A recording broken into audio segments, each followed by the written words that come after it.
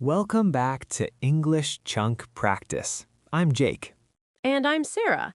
And today's word is one that I genuinely debated whether we should do, not because it's difficult, but because just saying it out loud makes you feel slightly worse than you did a second ago.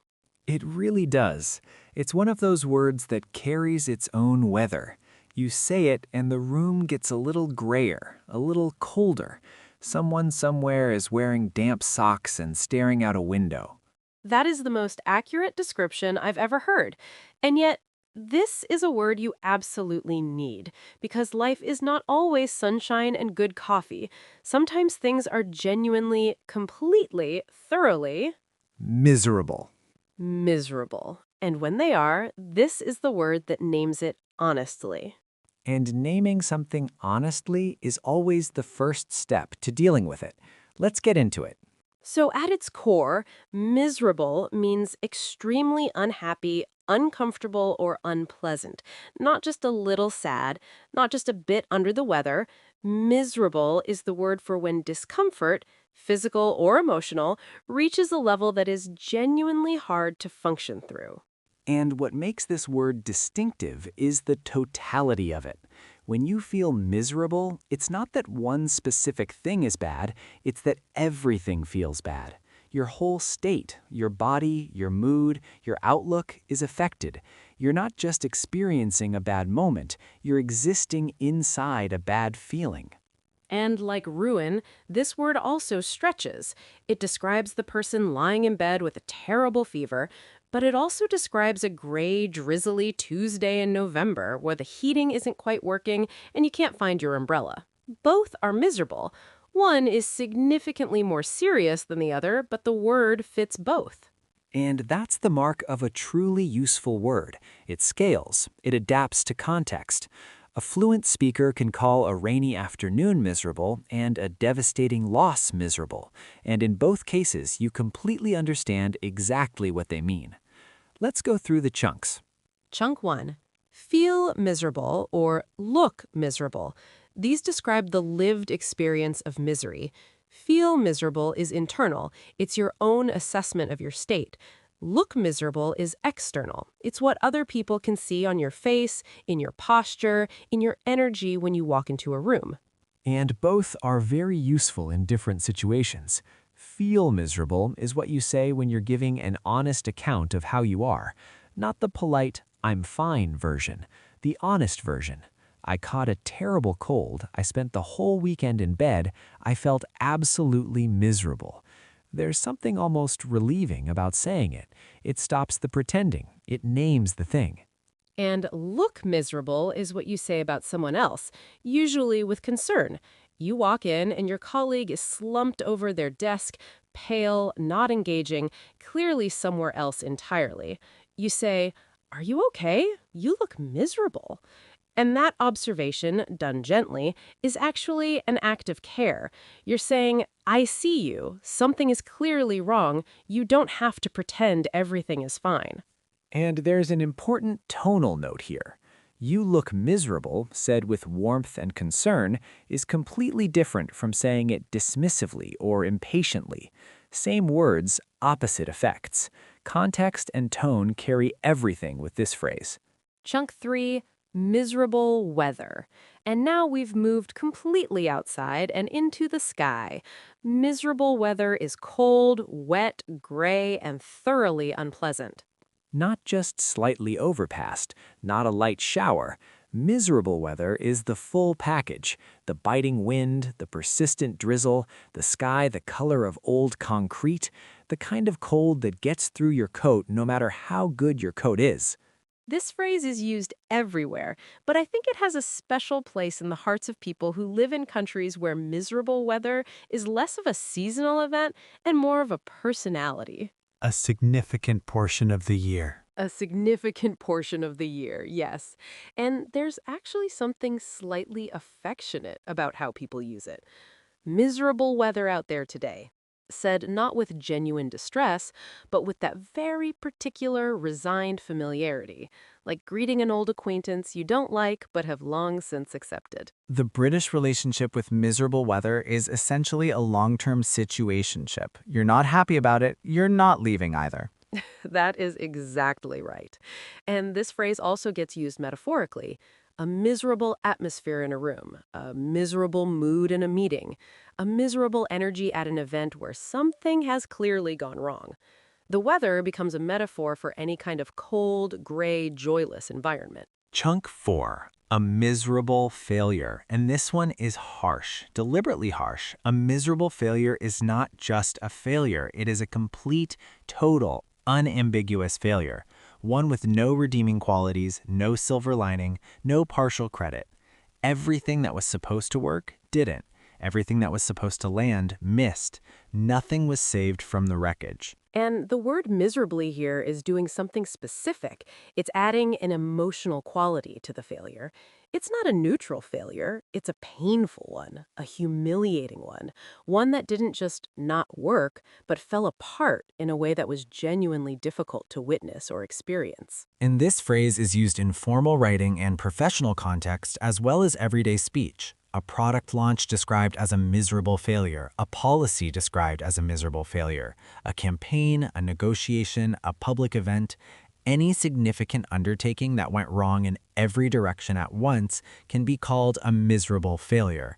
And the phrase has a kind of stark honesty to it. It doesn't soften, it doesn't hedge, it calls the thing what it was. Which, as painful as it is sometimes necessary. Calling something a miserable failure means you're not pretending it was almost good. You're not finding the spin. You're looking at it clearly and saying, no, this did not work at all, and we need to understand why before we try again. And that honesty, as uncomfortable as it is usually the more useful response than pretending the failure was more ambiguous than it actually was. And the fifth chunk, fail miserably. Similar energy to a miserable failure, but used differently in a sentence, where a miserable failure is a noun phrase describing the outcome, fail miserably is a verb phrase describing the action. He tried and he failed miserably. She attempted it and failed miserably. The miserably here intensifies the failure and often adds a layer of embarrassment or spectacle to it. It wasn't a quiet, dignified failure. It was a visible, uncomfortable, there's no way to spin this kind of failure. And this chunk is also used with a kind of dark humor a lot of the time, when someone tells you they tried to do something completely outside their skill set, fix a pipe, bake a souffle, assemble furniture without instructions, and failed miserably, there's often a laugh underneath it, because there's something universally relatable about confidently attempting something you had no business attempting and failing miserably at it. The gap between confidence and competence is a place where many of us have spent time. Regularly and without learning from the experience. Regularly and without learning from the experience, exactly. Okay, stories. And I want to start with feel miserable because I have one that is equal parts embarrassing and very human. Please. So a couple of years ago, I had a big presentation, a client I really wanted to impress, a project I had worked on for 3 weeks, everything prepared. And the night before, completely out of nowhere, I got hit by the worst cold I'd had in years. The kind where your head feels like it's been filled with wet concrete and your whole body has decided it no longer wishes to participate in professional life. The timing, the absolute specific timing. I genuinely felt miserable. And I had 2 options, cancel and potentially lose the client, or show up and do the presentation while feeling absolutely terrible. I showed up, I did the presentation, I got through it, and the client told me afterward that they appreciated the effort and were impressed with the work. They signed the project. So the misery was worth it. The misery was worth it. But I looked so miserable throughout the whole thing that at one point the client asked if I wanted to sit down mid-presentation, which I appreciated and also found slightly mortifying. You looked miserable, and you felt miserable, and you still delivered. That's actually impressive. It did not feel impressive. It felt like surviving, which I suppose is sometimes the same thing. My story is about miserable weather, and it is also about the specific way miserable weather can ambush you when you are completely unprepared for it. So I was traveling for a work trip a couple of years ago. The destination was supposed to be mild and pleasant that time of year. I had checked the forecast 2 days before. Sunshine, temperatures in the mid-20s, lovely. I packed accordingly. One light jacket, summer clothes, completely optimistic luggage choices. I know where this is going. I arrived to what I can only describe as the most comprehensively miserable weather I have ever personally experienced. Cold, gray, heavy rain that moved horizontally, wind that had opinions about your plans. It rained every single day for 5 days. My one light jacket was useless. I spent the entire trip either damp or overheated from buying a large, terrible sweater at a tourist shop on day 2 out of desperation. The emergency tourist shop purchase, the universal symbol of weather-related defeat. I still have the sweater. It has a picture of a local landmark on it. I wear it on the most miserable weather days in winter now as a kind of tribute. We've been through something together, that sweater and I. Building resilience through poor packing decisions. Beautiful. Okay, a miserable failure. And this one is about a product launch. Not mine personally, but close enough to feel real. Tell me. A contact of mine worked at a startup that had spent about a year developing a new feature for their platform. Significant resources, significant time, a lot of internal excitement. They did a big public launch, proper announcement, email campaigns, social posts, the works. And within about 2 weeks, it became clear that it was a miserable failure. Not a complicated failure, not an almost worked failure, a complete and total one. The feature was so poorly explained in the onboarding that most users didn't understand what it was for. The ones who did understand it found it too slow to be useful. And it had a bug that caused it to crash on the most common device type their users were using. 3 separate failure modes at once? 3 separate failure modes simultaneously. And the most painful part wasn't the failure itself, it was that internal reviews later showed that all 3 problems had been flagged in testing by different people at different times, but none of those flags had been escalated, and yes, I am using last episode's word, with enough urgency to delay the launch. 3 episodes of vocabulary in one story. The word unlocked universe expands. But the real lesson was about what they did next. They didn't try to spin it. In their internal retrospective, the product lead stood up and said, "That was a miserable failure, and we need to understand every single reason why before we build the next thing." That honesty was uncomfortable, but it led to a much better process and a much better product the second time. Calling it what it was made space for actually fixing it. A miserable failure named honestly is the beginning of something better. A miserable failure dressed up as a learning opportunity is just a miserable failure with better vocabulary. Exactly. There's a difference between genuine reflection and managed spin. The former helps you. The latter protects your ego at the expense of your growth. And my last story is about make someone's life miserable. And this one I want to tell carefully because the source of misery was not a person, but a situation, which I think is actually the more common version in professional life. I went through a period about 4 years ago where I was working on a project that was genuinely making my life miserable. Not the work itself, the work was interesting, but the communication structure around it was completely broken. No clear decisions, constantly shifting priorities, feedback that contradicted itself from one week to the next. I would finish something and be told it was wrong. Do it the way I was told and be told it was wrong in the original way. There was no winning. The kind of situation where you can't succeed because the definition of success keeps changing. Exactly. And for a long time, I didn't name it clearly to myself. I just thought I was struggling, or that I wasn't good enough, or that I needed to work harder. And then one evening, I sat down and I wrote in my journal, "This situation is making me miserable." And seeing it in writing was genuinely shocking because it was true, and I had been avoiding saying it clearly even to myself.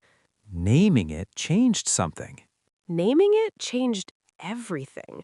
Because once I said it clearly, I could ask, okay, what am I going to do about it?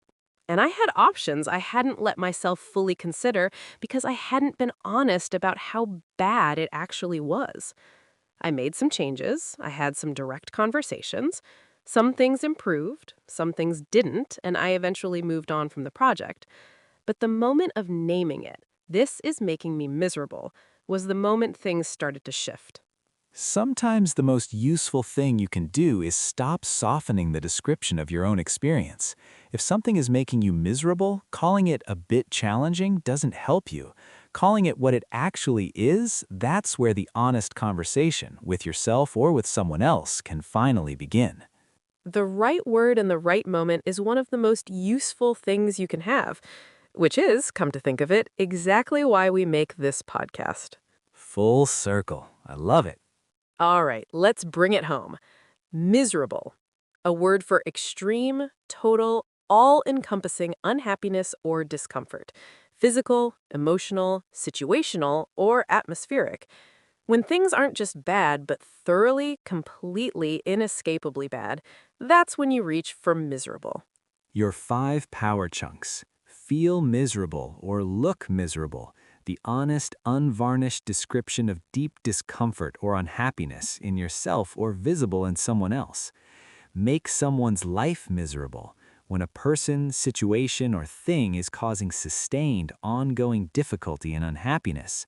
Miserable weather. Cold, gray, wet, and thoroughly unpleasant conditions that refuse to cooperate with your plans.